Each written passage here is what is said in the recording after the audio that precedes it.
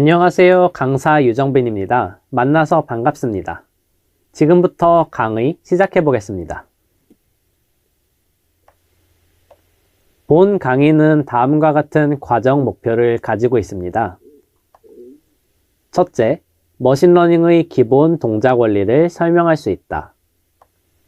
둘째, 머신러닝의 대표 알고리즘을 사용할 수 있다. 이 두 목표를 가지고 먼저 머신러닝의 동작 원리에 대해 알아보고 머신러닝의 대표 알고리즘 5가지에 대해 학습 시연을 해보겠습니다.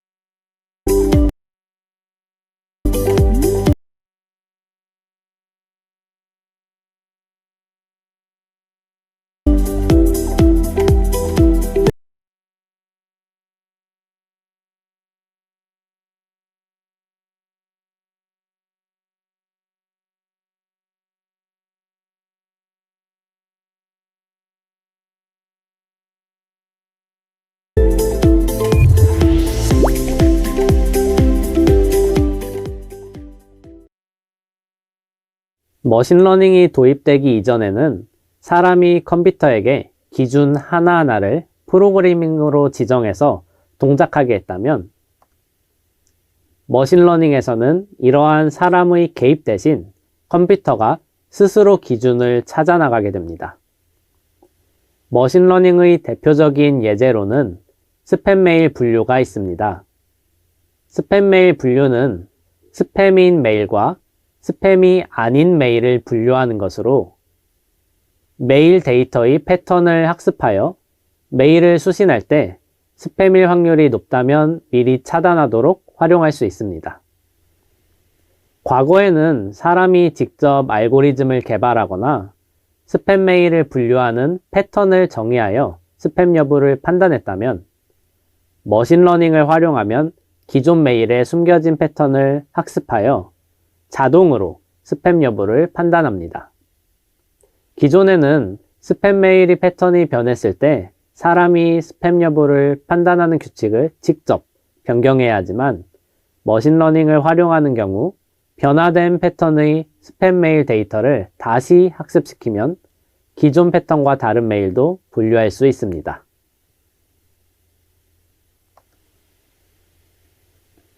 머신러닝 유형에는 크게 지도학습, 비지도학습, 강화학습이 있습니다.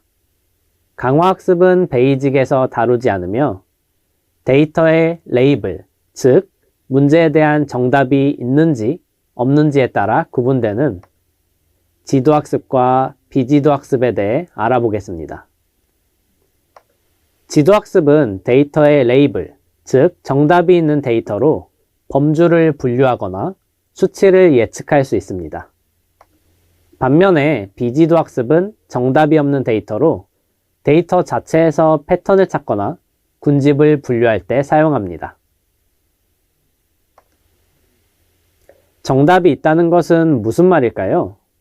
앞에서 예시로 든 스팸 메일 분류 예시를 가지고 이야기해 보겠습니다. 컴퓨터에게 메일 내용만 준다면 학습을 할 수 있을까요?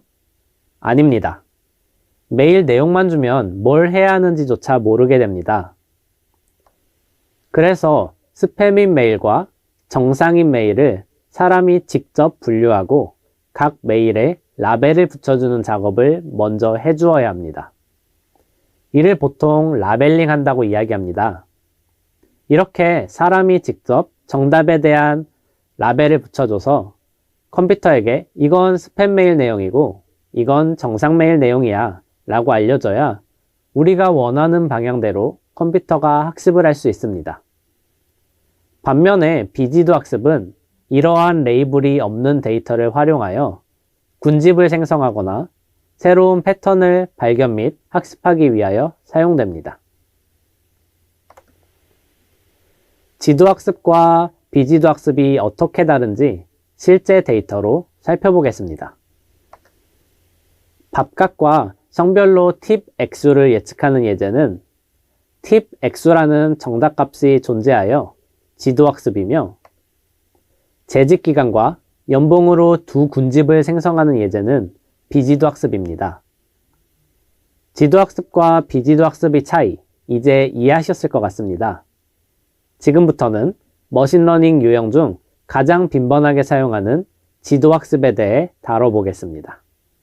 지도학습은 실무에서 가장 많이 쓰이고 비교적 이해하기 쉬운 머신러닝의 학습 방법입니다.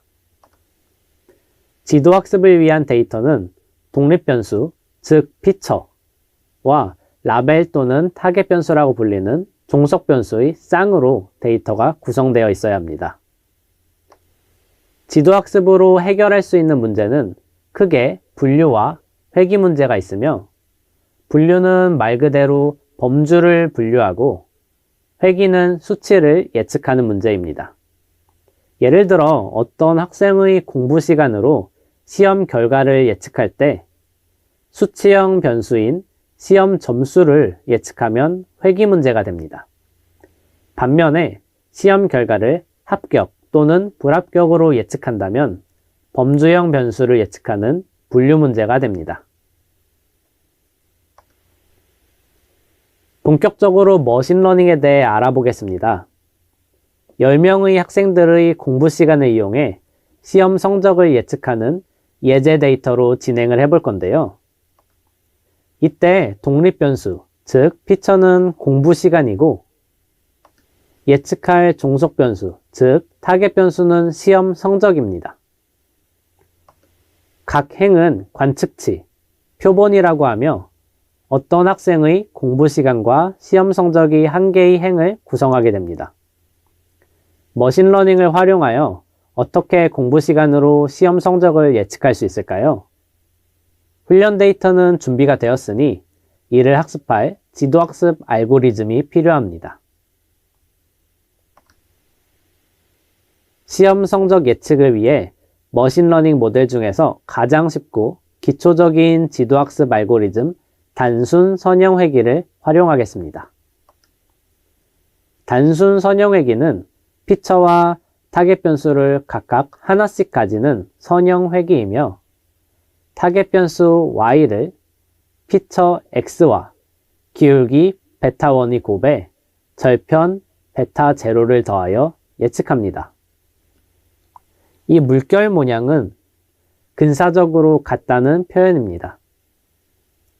이 수식은 중학교, 고등학교 수학 교과서에서 다루는 1차 함수 형태 y는 ax 더하기 b와 유사하며 이를 단순 선형회귀 모델이라고 부르겠습니다. 이 모델을 시험 성적 예측에 적용해보면 시험 성적 y를 공부 시간 x와 기울기 베타1이 곱해 절편 베타0를 더하여 예측하게 됩니다. 이를 수식으로 표현하면 아래와 같습니다. 이 모델로 시험 성적을 예측하기 위해서 먼저 모델 학습을 해야 합니다. 단순 선형회귀 모델에서 학습이란 데이터를 활용하여 피처로 타겟 변수를 가장 잘 예측하는 절편 베타 제로와 기울기 베타 1을 찾는 과정이라고 할 수 있습니다. 즉, 예제 데이터를 활용하여 공부 시간으로 시험 성적을 가장 잘 예측할 수 있는 이 절편 베타 제로와 기울기 베타 1을 찾아 나가는 과정입니다. 최적의 절편과 기울기를 갖는 모델은 어떻게 찾을까요? 직관적으로 생각해보면 어떤 학생의 공부 시간이 주어졌을 때 실제 시험 성적과 학습한 모델로 예측한 시험 성적의 차이가 최소가 되었을 때 최적의 절편과 기울기를 갖는다고 할 수 있습니다. 이제 컴퓨터가 학습을 하기 위해서는 이 차이를 정의해야 합니다.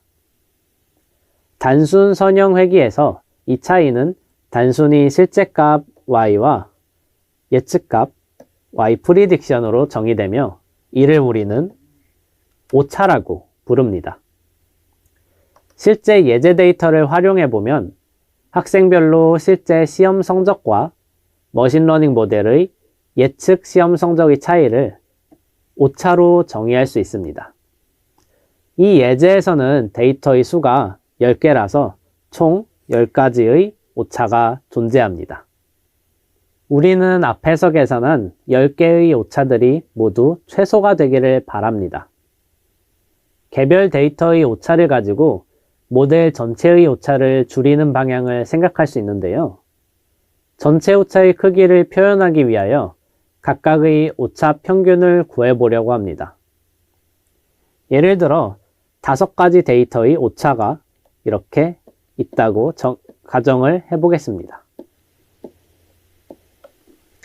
평균을 구하기 위해서 오차를 단순히 다 더해버리면 플러스 오차와 마이너스 오차가 이렇게 상쇄가 되어버려 개별 오차는 존재하지만 이 전체 오차는 오히려 0이 되어 존재하지 않는 것처럼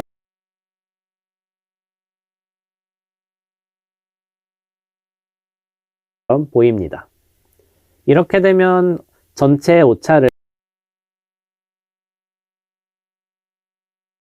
올바르게 개선하기가 힘들기 때문에 이런 상쇄를 막기 위해 보통 이런 오차의 절대값을 취해주거나 아니면 오차의 제곱을 취하면 되는데요. 이런 절대값 같은 경우에는 나중에 미분을 할 수 없는 문제가 생겨서 보통 제곱을 많이 사용합니다. 그래서 우리는 오차의 제곱을 구한 뒤에 평균을 계산할 건데요. 이렇게 구한 오차들의 제곱 평균을 평균 제곱 오차 MSE라고 부릅니다. 이걸 수식으로 표현하면 다음과 같고요. 우리는 모델의 오차를 줄여야 할 비용이라고도 표현을 하여 일반적으로 비용 함수라는 표현을 사용하는데요. 이 예제에서의 비용 함수는 평균 제곱 오차라고 할 수 있습니다. 이제 데이터를 학습하여 MSE가 최소가 되는 모델을 찾으면 최적의 기울기와 절편을 갖는 최적 모델이 됩니다. 임의로 설정한 베타1과 베타0에 따라 모델의 MSE가 어떻게 변하고 있는지 그래프로 나타내 보았습니다. MSE가 작을수록 전체적인 데이터를 대표하는 직선이 되는 것을 확인해 볼 수 있네요. MSE가 가장 큰 그래프는 데이터 대부분을 맞추지 못하고 있고요. MSE가 가장 작은 그래프가 전체적인 데이터를 잘 맞추고 있습니다. 따라서 표에 있는 모델 중에서는 최종 모델로 초록색 그래프로 표현된 절편 베타0가 45, 기울기 베타1이 20인 모델이 됩니다. 그래서 MSE를 119라는 값을 갖는 최소 모델이 되게 됩니다.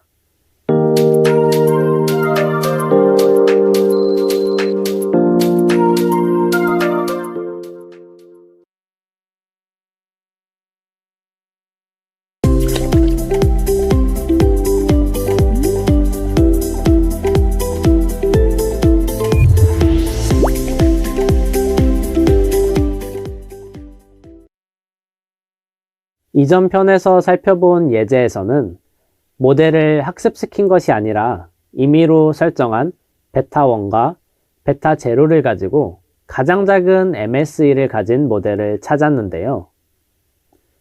그렇다면 머신러닝은 어떻게 최종 모델을 찾을 수 있을까요? 최적 모델이라는 것은 MSE가 최소가 되는 모델입니다.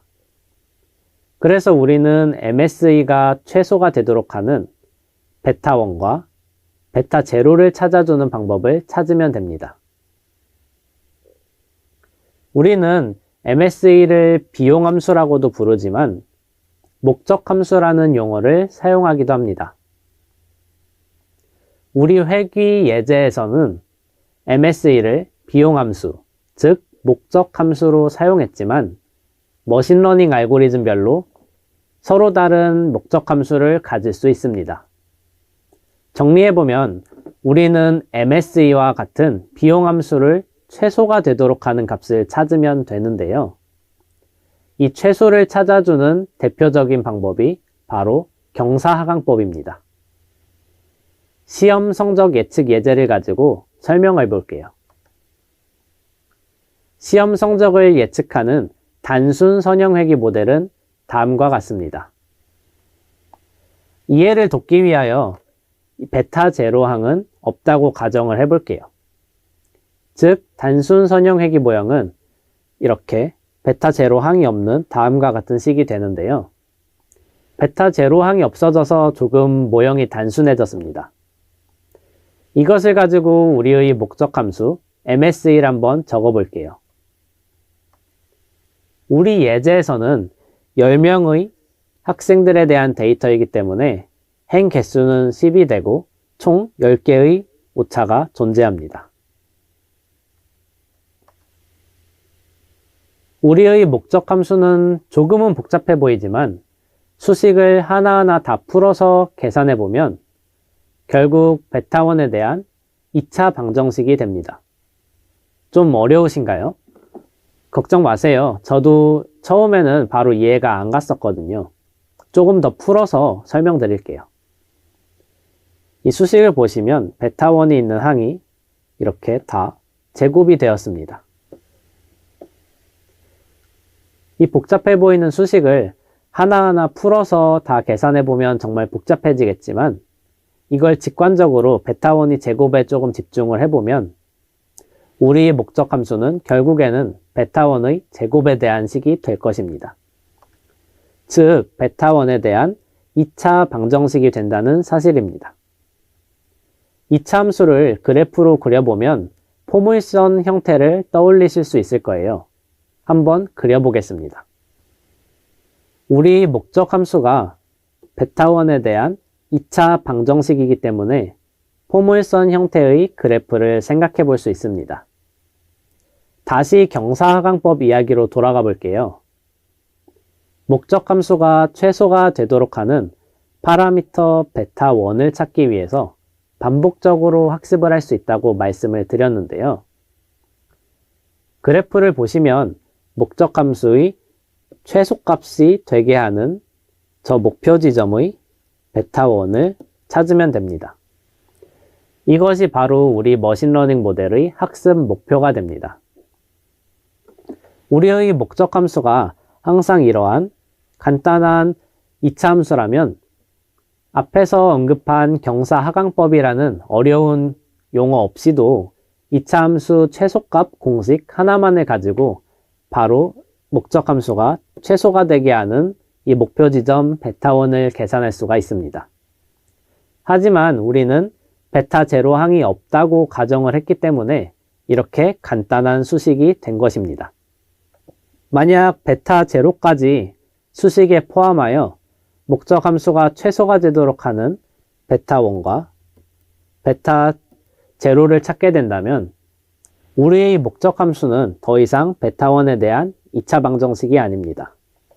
이 베타0와 베타1 각각에 대한 2차 방정식으로 변하게 되고 이거를 그래프로 그리면 3차원 포물선이 됩니다.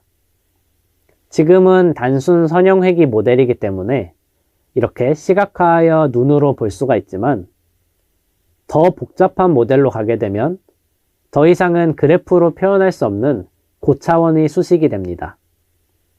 그래서 우리는 이차함수의 공식처럼 한 번에 최소값을 찾을 수 있는 방법이 아닌 다른 방법으로 접근을 해야 합니다. 그 방법이 바로 경사하강법입니다. 눈에 보이지 않는 고차방정식으로 넘어가도 경사하강법을 적용하는 방법은 동일하기 때문에 우리에게 가장 익숙하고 직관적으로 이해하기 쉬운 2차 방정식으로 경사하강법을 설명드려 볼게요. 즉, 베타 제로항이 없는 베타 1에 대한 2차 방정식으로 이루어진 목적 함수를 가지고 설명을 드려 볼게요. 우리에게 익숙한 2차원 포물선 그래프입니다. 포물선이 최소가 되는 지점은 다른 말로 이야기하면 그래프의 접선 기울기, 즉, 이 그래프 위의 특정 점에서 그린 그래프의 이 기울기가 0이 되는 지점입니다. 이 지점을 찾기 위해서는 베타1의 초기값을 임의로 정하고 이 지점에서의 기울기를 계산을 해야 됩니다. 지금 그래프 상에서는 마이너스 기울기를 가지고 있다는 걸 확인할 수가 있습니다. 그러면 기울기가 0이 되는 지점을 찾으려면 현재 위치보다 접선 이 기울기의 절대값이 더 작아지는 지점을 찾아야 하는데요. 다시 말해 기울기의 가파른 정도가 더 줄어드는 지점의 베타1을 찾아야 합니다. 베타1의 초기값을 임의로 설정한 뒤에 접선의 기울기 절대값이 더 작아지는 베타1을 그래프 위에서 이렇게 반복해서 찾아 나가게 됩니다.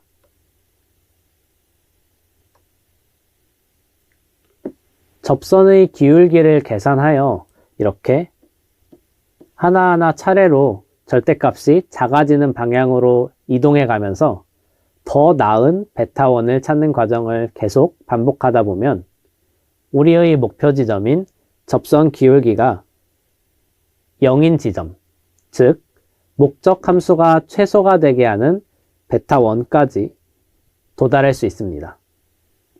이러한 과정을 학습한다고 표현을 합니다. 그렇다면 1번, 2번, 3번 이렇게 차례로 다음 베타1으로 가는 이 간격은 어떻게 정할까요?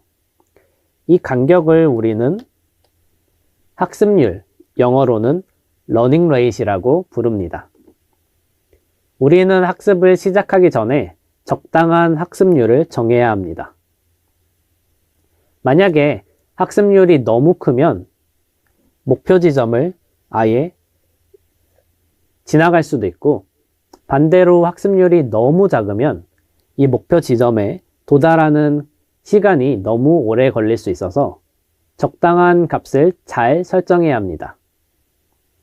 자, 이제 우리는 경사하강법으로 학습하는 방법을 이해했습니다. 목적 함수의 접선 기울기를 반복해서 계산하여 기울기가 0이 되는 우리의 목표 지점을 찾아 나가는 방식인데요. 이 방법은 2차원뿐만 아니라 고차원의 목적 함수에서도 사용이 가능합니다. 2차원에서는 베타1 하나에 대해서 기울기를 구했다면 고차원에서는 베타1, 베타1, 베타2, 베타n까지 각각의 기울기를 계산을 하고 최소가 되는 방향으로 계속 이동을 해야 합니다. 이렇게 파라미터별 목적 함수의 접선 기울기를 구하는 것을 조금 어려운 용어를 써보면 각각의 개별 파라미터에 대한 편미분이라고 부릅니다. 이렇게 각각의 파라미터에 대해 경사하강법으로 반복 학습한 최종 모델은 목적 함수 MSE가 최소가 되어 시험 성적을 최대한 잘 예측할 것입니다. 단순 선형회귀 모델이 경사하강법으로 학습하는 과정을 보여주고 있습니다. 초기에는 데이터의 경향과 크게 차이가 나는데 점점 데이터를 대표하는 방향으로 이 직선이 수렴해 나가는 모습을 확인할 수 있습니다. 목적 함수가 최소가 되도록 하는 우리의 파라미터 베타0와 베타1을 경사하강법으로 학습하여 찾은 것입니다.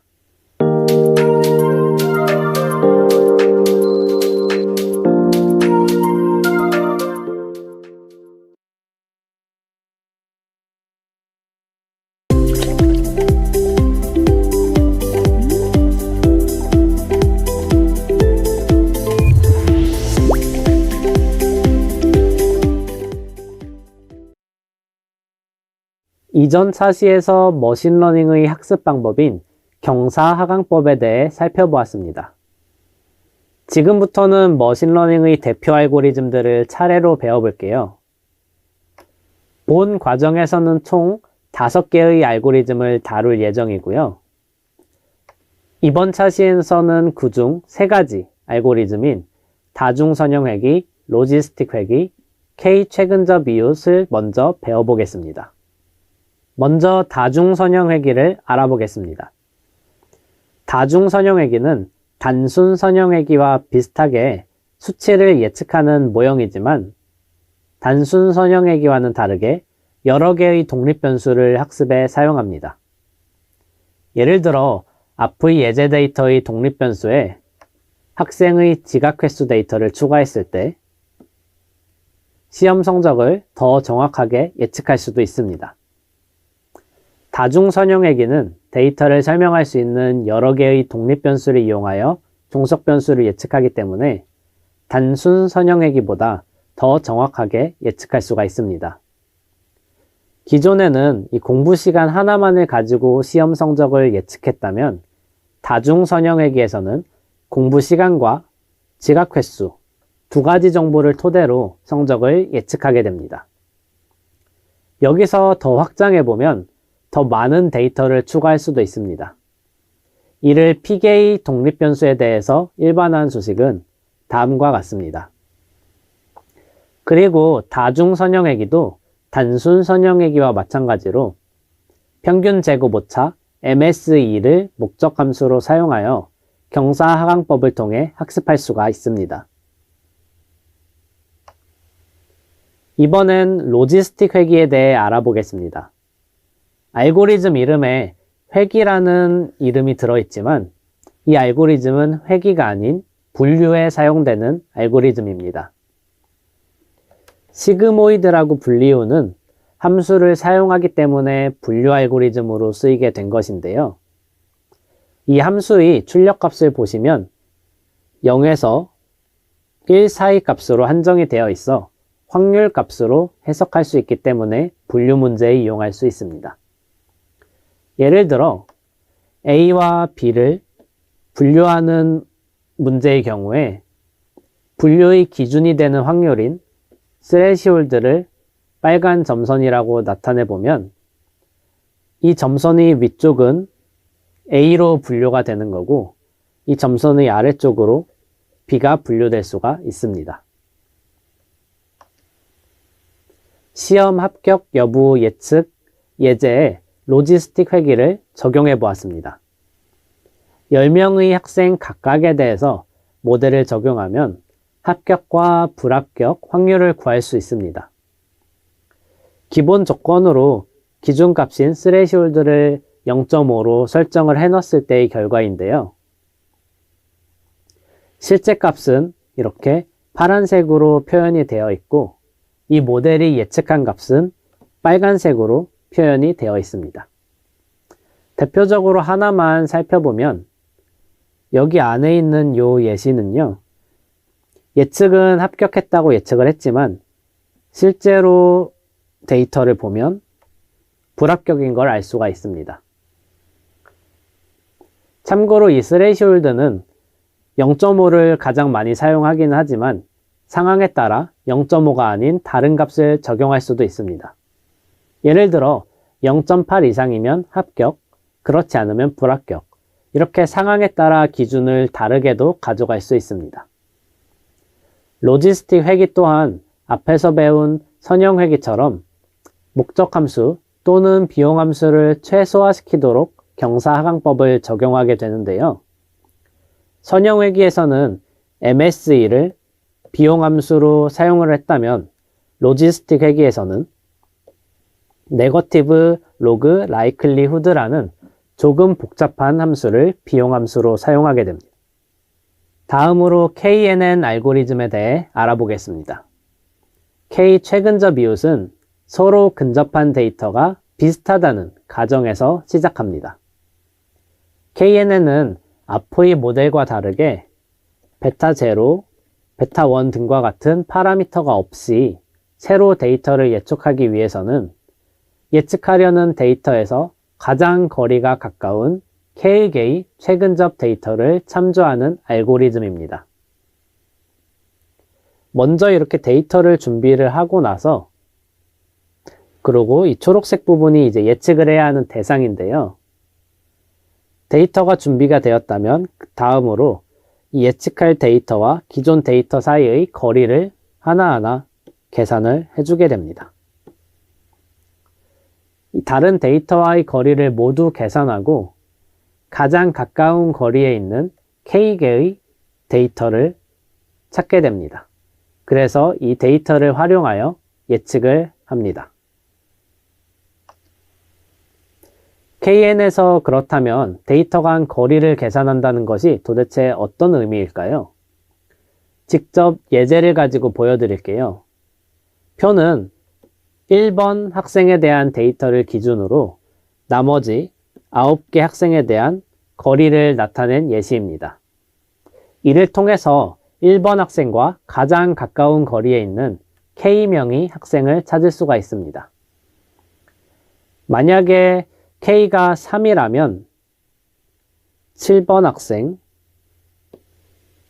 그리고 9번 학생, 그리고 3번 학생, 이 세 학생의 거리가 1번과 가장 가까운 3개의 데이터입니다. 그러면 KNN 알고리즘으로 회귀와 분류를 어떻게 할 수 있을까요? 수치를 예측하는 회귀 모델의 경우에는 최근 접한 K개 데이터의 평균 값으로, 범주를 예측하는 분류 모델의 경우에는 최빈 값으로 예측할 수 있습니다. 이전 장표에서 보셨던 K는 3일대의 예시를 표로 정리해 보았는데요. 앞서 본 거리 계산 결과를 토대로 1번 학생과 가장 가까운 3명의 데이터 3번, 7번, 9번을 뽑았습니다. 회귀의 경우에는 이 3명 학생 데이터의 평균으로, 그리고 분류의 경우에는 이 3명 데이터의 다수결 투표로 예측을 하게 됩니다. 시험 성적을 예측하는 회귀 모델의 경우에는 76, 72, 68의 평균값인 72가 예측값이 되는 것이고요. 시험 결과를 예측하는 분류 모델의 경우에는 2명은 합격, 1명은 불합격이기 때문에 다수결에 의해서 합격이 예측값이 됩니다. 이번 차시에서는 머신러닝의 대표 모델인 3가지 알고리즘을 배웠습니다. 다중선형회귀의 경우에는 선형 모델을 이용한 가장 단순한 회귀 알고리즘이고요. 비용함수로 MSE를 사용하였습니다. 단순한 만큼 학습 속도도 빠르지만 복잡한 상황에서는 성능이 다소 낮을 수가 있습니다. 로지스틱 회귀는 이름과 다르게 분류해서 사용하는 알고리즘이고요. 비용함수로 네거티브 로그 라이클리후드를 사용하였습니다. 스레시홀드 값을 어떻게 설정하느냐에 따라 예측 결과가 달라질 수 있고요. 마지막으로 K 최근접 이웃은 근처 데이터와의 거리를 계산하여 인접한 K개의 데이터를 가지고 예측을 하는 알고리즘입니다. 다음 차시에서는 나머지 2개의 알고리즘에 대해 알아보겠습니다.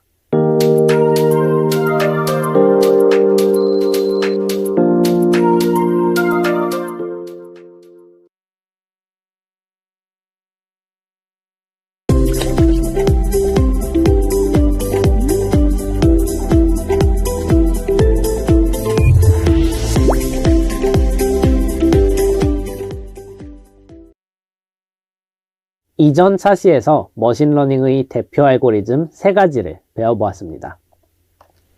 이번 차시에서는 나머지 2가지 알고리즘, 의사결정 나무와 랜덤 포레스트를 배워보겠습니다.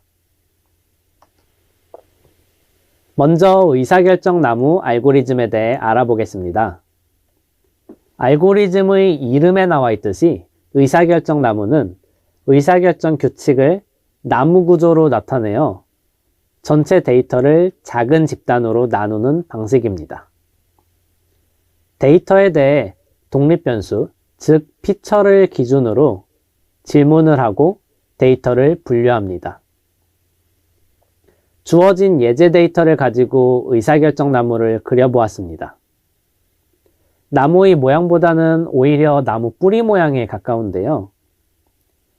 나무에서 독립변수를 기준으로 분할되는 부분을 노드라고 부르고요. 제일 위에 있는 노드를 우리는 뿌리 노드라고 부르고 중간에 있는 노드를 중간 노드, 그리고 제일 끝에 있는 노드를 끝 노드라고 부릅니다. 그리고 뿌리 노드부터 가장 마지막 노드까지의 층수를 깊이라고 합니다. 이 예제에서는 2개 층으로 이루어져 있기 때문에 깊이는 2가 됩니다. 예시의 의사결정 나무에서는 2가지의 독립변수, 공부 시간과 흥미를 기준으로 분기가 되었습니다. 첫 번째는 공부 시간이 1.5보다 작은지 여부에 따라 데이터가 분기가 되었고요. 1.5보다 작거나 같은 데이터를 추가로 흥미 여부에 따라서 한 번 더 분기가 되었습니다. 의사결정 나무의 예측값은 분류 모델인지 회귀 모델인지에 따라서 달라지는데요. 분류 모델의 경우에는 이 끝 노드들이 어떤 범주의 데이터로 이루어져 있는지에 따라 예측값이 정해집니다. 끝노드 1번과 끝노드 2번으로 분류되는 데이터들은 합격 데이터이기 때문에 새로운 데이터가 만약에 이 2 노드로 분기된다면 합격으로 예측을 하게 됩니다. 마찬가지로 끝노드 3으로 분류되는 데이터는 불합격이기 때문에 새로운 데이터가 이 노드로 분류되면 불합격으로 예측합니다. 회귀 모델의 경우에는 각각의 노드에 속한 데이터 평균값으로 예측값이 결정됩니다. 노드 1번의 경우에는 평균이 71, 2번은 81.3, 3번은 53.6으로 각각의 끝노드로 분류되는 데이터는 해당 노드에 속한 평균 값으로 예측을 하게 됩니다.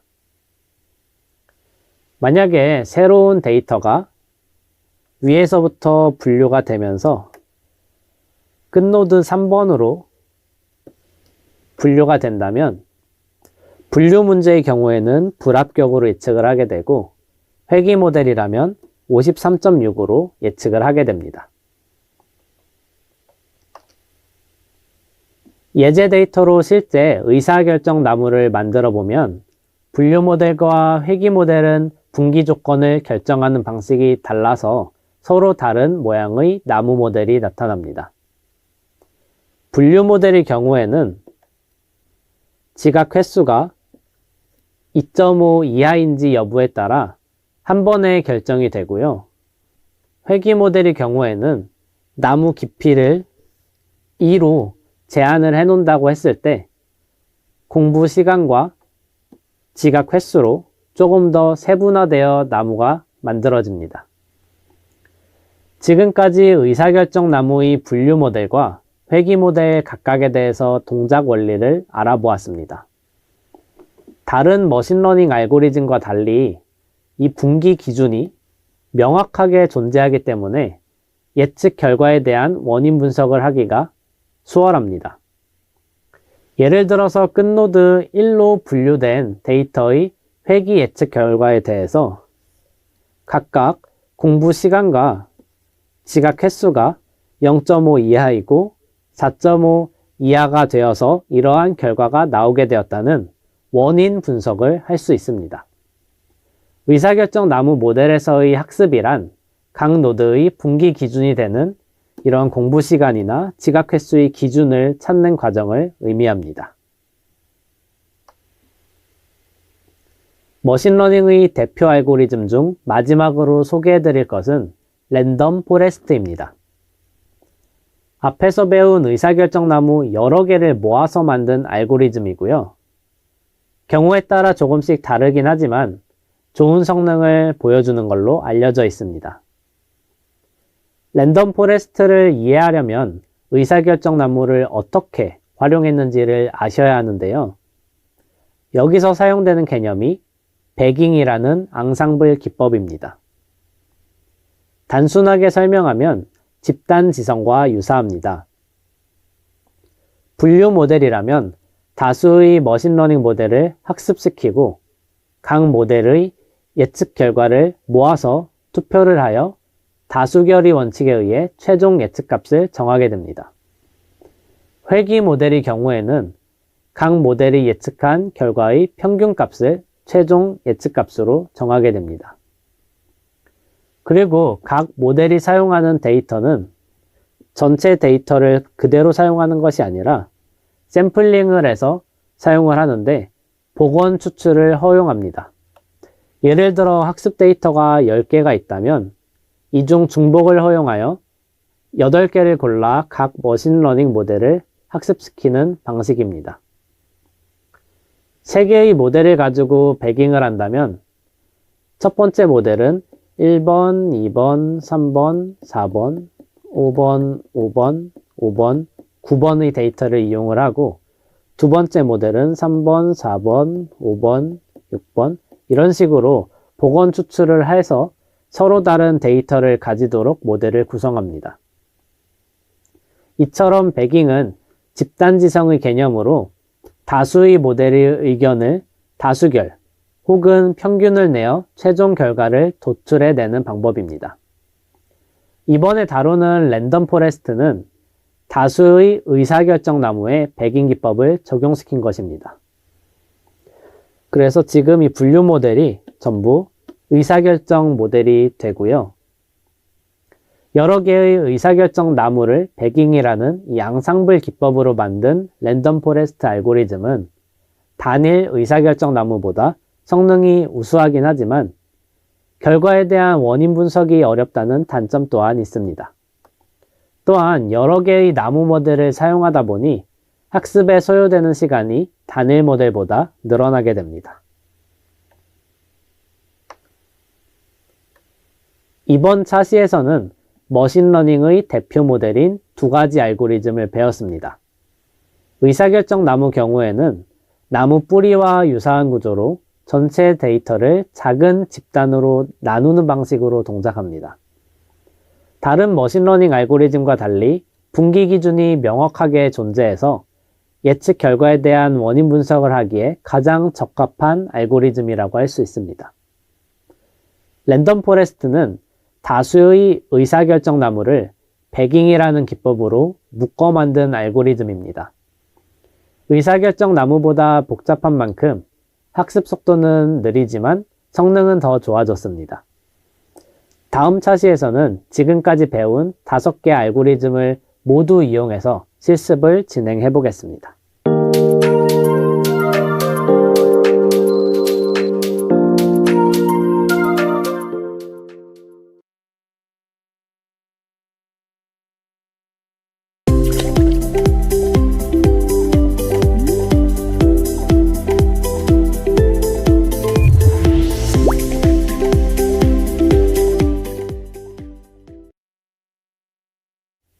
AI 모델의 성능을 평가하는 방법은 회귀 모델인지 분류 모델인지에 따라 조금 다릅니다. 우선 회귀 모델의 성능 평가 지표 중 대표적인 3가지 지표를 알아볼게요. MSE와 MAE는 모두 실제 값과 모델이 예측한 값이 차이인 오차를 이용한 방법인데요. MSE는 오차를 제곱한 것의 평균, MAE는 오차의 절대값을 씌운 것의 평균을 의미합니다. 오차를 이용한 지표라 값이 작으면 작을수록 성능이 좋은 모델을 의미합니다. 이 두 지표는 알고리즘별로 스케일이 조금 다를 수가 있어서 동일한 알고리즘의 성능을 비교할 때 주로 사용합니다. R2는 독립변수, 즉 피처가 타겟 변수를 얼마나 잘 설명하는지 0과 1 사이 값으로 표현한 지표이고요. 1에 가까울수록 설명력이 높아 좋은 모델이라고 할 수 있습니다. 간혹 음수가 나올 때도 있는데 그 경우에는 타겟 변수의 평균 값으로 1과 1 예측했을 때보다도 모델 성능이 좋지 않다는 의미로 사용할 수 없는 모델을 의미합니다. 이 지표는 스케일이 동일하여 서로 다른 알고리즘의 성능 비교에 사용할 수 있습니다. 이번에는 분류 모델의 성능평가 지표를 알아보겠습니다. Accuracy, 정확도는 전체 데이터 중 우리 모델이 정확하게 분류한 데이터의 수를 의미합니다. 10개의 데이터 중에 8개를 정확하게 분류했다면 정확도는 10분의 8, 80%인 것입니다. Recall과 Precision은 조금 더 세분화된 평가 지표인데요. 특정 상황이 더 중요할 때 주로 사용하게 됩니다. 1인지 0인지를 분류하는 모델이라고 가정을 해보면 Recall, 즉 재현율은 전체 데이터에서 1위 개수 중 우리 모델이 정확하게 1이라고 맞춘 개수의 비율을 의미하고요. Precision, 정밀도는 모델이 1이라고 예측한 개수 중에 실제로 정확하게 1이라고 맞춘 개수의 비율을 의미합니다. 지금까지 배웠던 4가지 머신러닝 대표 알고리즘을 직접 실습해보는 시간을 가져보겠습니다. 회귀 모델 실습에서는 리니어 리그레션, KNN, 디시전 트리, 랜덤 포레스트 4가지 알고리즘을 사용해 볼 거고요. 분류 모델 실습에서는 리니어 리그레션 대신 로지스틱 리그레션으로 변경하여 4가지 알고리즘을 동일하게 사용해서 실습을 진행해 보겠습니다. 회귀 모델 실습부터 시작해 보겠습니다. 회귀 모델 실습에 사용할 데이터는 지하철 이용객 수 예측 데이터입니다. 평소에 지하철을 이용해 보면 사람이 별로 없어 쾌적하게 이동하는 날도 있지만 때로는 너무 많은 사람들이 몰려서 제대로 서 있는 것조차 힘든 이른바 지옥철을 경험하게 되는 날도 있습니다. 여러 가지 변수에 의해 지하철 이용객 수는 달라지는데 몇 가지 정보를 이용하여 이용객 수를 예측할 수 있다면 사람들이 많이 몰리는 시간을 피하거나 다른 이동수단을 이용해 조금 더 쾌적한 이동을 할 수 있지 않을까요? 우리가 배운 4가지 알고리즘을 이용하여 지하철 이용객 수인 트래픽 볼륨을 예측해 볼게요. 총 9개의 피처를 학습에 이용해 보겠습니다. 메트로 트래픽 볼륨 데이터를 가지고 회귀 모델을 만들어 볼게요. 좌측 메뉴 중에 AI 모델 학습의 하위 메뉴인 머신러닝 학습을 선택해 주세요. 그리고 학습 유형은 회귀 모델을 뜻하는 리그레이션을 선택하겠습니다. 작업 데이터 선택에는 메트로 트래픽 볼륨이 선택이 되어 있어야 하고요. 여기까지 준비가 되셨다면 먼저 예측하고자 하는 타겟 변수 선택을 해주셔야 합니다. 트래픽 볼륨을 선택을 하셔서 아웃풋 컬럼으로 옮겨주세요. 인풋 컬럼에 대해서도 몇 가지 설정을 해줘야 되는데요. hour, day of week 이 두 피처는 데이터 유형을 카테고리로 바꿔주셔야 되고요. 자동으로 변경된 피처들도 있고 그렇지 않은 피처들은 직접 이렇게 변경을 해줘야 합니다. 이제 머신러닝 알고리즘을 선택할 차례입니다. 4개의 모델을 차례로 선택하고 각각 학습을 시켜볼 예정입니다. 그리고 학습 시간을 줄이기 위해 교차 검등 폴드의 수는 최소값인 2로 선택을 할게요. 나머지 파라미터는 기본값 그대로 두겠습니다. 첫 번째 알고리즘인 리니어 리그레션은 기본값으로 선택이 되어 있습니다. 바로 학습 시작 버튼을 눌러볼게요. 학습이 모두 끝났습니다. 우측에 학습 결과가 나타나 있는데요. 교차 검증 옵션 때문에 두 번의 학습이 진행된 걸 확인할 수가 있고요. 두 번 학습의 MAE, MSE, R2의 평균값을 메모해 주시면 됩니다. 이번엔 KNN 알고리즘을 선택해 볼게요. 새로운 알고리즘을 선택한 뒤에는 기존에 선택되어 있던 알고리즘을 꼭 선택 해제해 주셔야 합니다. 다른 옵션은 그대로 두고 바로 학습 시작 버튼을 눌러보겠습니다. 학습이 모두 끝났습니다. 우측에 학습 결과가 나타났는데요. MAE와 MSE, R2의 평균값을 메모해 주시면 됩니다. 이번에는 디시전 트리 알고리즘을 선택해 볼게요. 새로운 알고리즘을 선택한 뒤에는 기존에 선택되어 있던 알고리즘 꼭 선택 해제해 주셔야 합니다. 다른 파라미터 설정 옵션은 그대로 두고 바로 학습 시작 버튼을 눌러보겠습니다. 동일하게 MAE와 MSE, R2의 평균값을 읽어주시면 되고요. 이 값들을 메모해 주시면 좋을 것 같습니다. 마지막으로 랜덤 포레스트 알고리즘을 선택해 볼게요. 동일하게 직전에 했던 알고리즘은 선택 해제를 해주시고요. 마찬가지로 별도의 설정은 하지 않고 바로 학습 시작 버튼을 눌러보겠습니다. 앞선 세 가지 알고리즘과 마찬가지로 평균의 MAE, MSE, 그리고 R2를 메모해 주시면 됩니다. 우리가 학습한 네 가지 알고리즘의 성능을 표로 정리해 보았습니다. 실습 환경에 따라서 결과값은 달라질 수 있으니 그 점 참고해 주세요. 동일 알고리즘 간 비교는 MAE, MSE, R2 세 가지 지표를 모두 활용하지만 서로 다른 알고리즘 간 비교에서는 R2를 사용해야 합니다. R2 지표를 기준으로 성능 비교를 해보면 랜덤 포레스트가 가장 우수한 성능을 보여줍니다. 이번엔 분류 모델 실습을 해보겠습니다. 분류 모델 실습에 사용할 데이터는 호텔 예약 취소 여부 예측 데이터입니다. 과거에는 특별한 날이나 행사, 출장 등의 일정이 있을 때 주로 호텔을 방문했습니다. 그러나 최근에는 다른 지역으로 떠나는 일반적인 휴가와 달리 호텔에서 휴가를 보낸다는 호캉스라는 말이 생겨나면서 호텔에 대한 수요가 늘어났습니다. 호텔 수요가 늘어난 만큼 예약을 하고 취소하는 고객들의 수도 많이 늘어났는데요. 그에 따라서 취소 객실에 대한 관리가 더욱 중요해졌습니다. 사전에 예약이 취소될 가능성이 높은 객실들을 미리 알 수 있다면 객실 관리가 훨씬 수월해질 것입니다.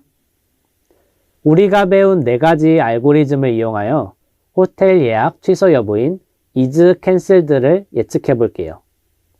총 26개의 피처를 학습에 이용해 보겠습니다. 호텔 부킹스 데이터를 가지고 분류 모델을 만들어 볼게요. 좌측 메뉴 중에 AI 모델 학습의 하위 메뉴인 머신러닝 학습을 선택해 주세요. 그리고 학습 유형을 분류 모델을 의미하는 클래시피케이션으로 선택을 해주시면 되고요. 작업 데이터는 선택에 호텔 부킹스가 선택되어 있어야 합니다. 여기까지 준비가 되셨으면 먼저 예측하고자 하는 타겟 변수 선택을 해야 합니다. 우리 타겟 변수인 is canceled를 선택하여 아웃풋 컬럼으로 옮겨주세요. 인풋 컬럼에 대한 설정도 몇 가지 해줘야 되는데요. arrival date year, arrival date week number, 그리고 arrival date day of month, is repeated guest 이 네 피처는 데이터 유형을 카테고리컬로 변경해 주셔야 합니다.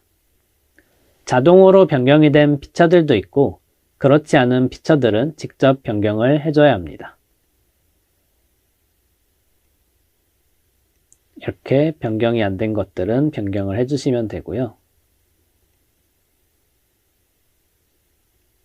네, 이렇게 다 변경을 하셨으면 머신러닝 알고리즘을 선택할 차례입니다. 4개의 모델을 차례로 선택을 하고 각각 학습을 시켜볼 예정인데요. 학습 시간을 줄이기 위해 교차검증 폴드 수는 최소값인 2로 설정하겠습니다. 나머지 파라미터는 기본값으로 둘 거고요.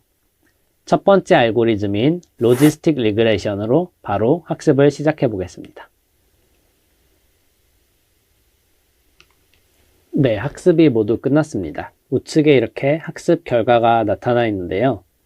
우리는 교차검증 옵션으로 폴드 수를 2로 했기 때문에 총 2번의 학습이 진행이 되었습니다. 이 2번 학습이 평균값을 읽어주면 되고요. accuracy, recall, precision, 그리고 F1 스코어를 읽어주시면 됩니다. 각각의 값을 다 메모를 해주시면 좋을 것 같습니다.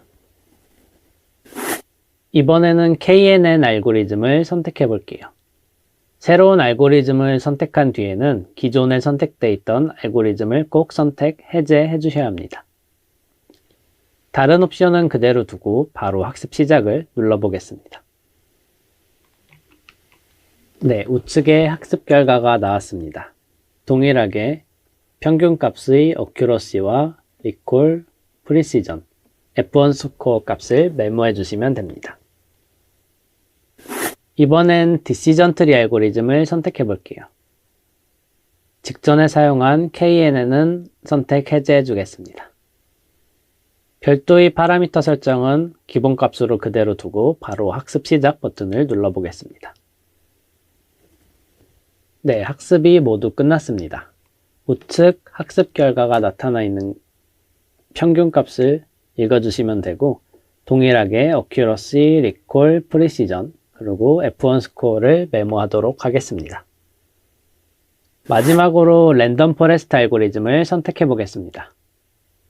새로운 알고리즘을 선택한 뒤에는 아까와 마찬가지로 기존에 썼던 걸 선택 해제해 주시고요.